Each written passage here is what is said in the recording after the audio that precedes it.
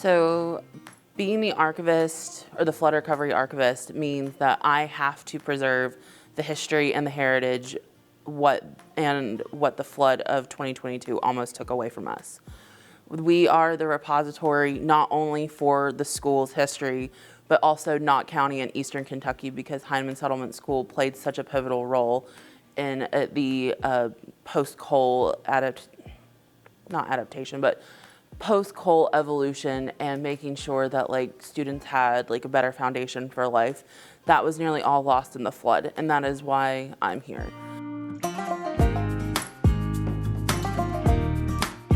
Because the flood was so drastic, we have about 5 freezers of stuff that are filled, along with other items that need attending to. So what has been a crucial need is volunteers, and we have had several volunteers come in and spend the night here and take their time to come out here and help. But also we had a very successful volunteer weekend back in March.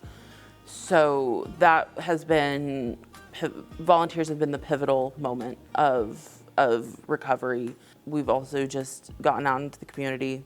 We've implemented social media, which have been very popular, and people are recollecting memories and stuff of that. And I'm hoping that'll spiral into some more projects that we can do here to preserve heritage.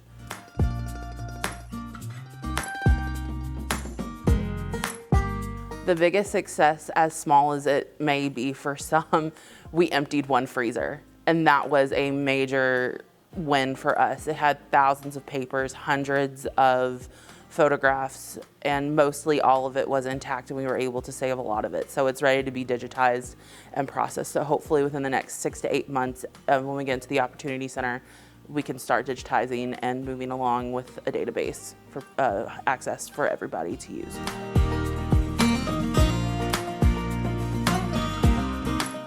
I hope to bring in more volunteers. I hope that we can have a bigger, going more out into the community to help people with such as flood recovery. Like just in my spare time, I've just been helping preserve a family Bible. If we can do like a digitization day, if we can bring in or like have an info session on flood recovery where people can do things on their own, that would be ideal.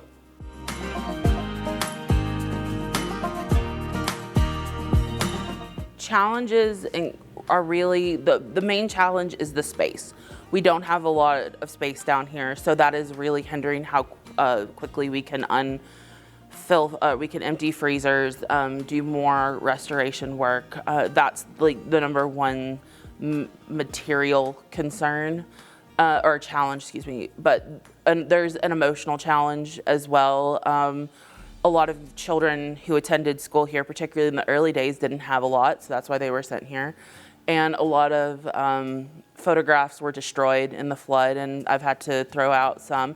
And so the challenge for that is like, this might have been the only photograph of that child that was ever taken, and they might not have had one in their adulthood. And so having to throw that away is kind of like throwing away that person's identity. It's their last thing on this earth.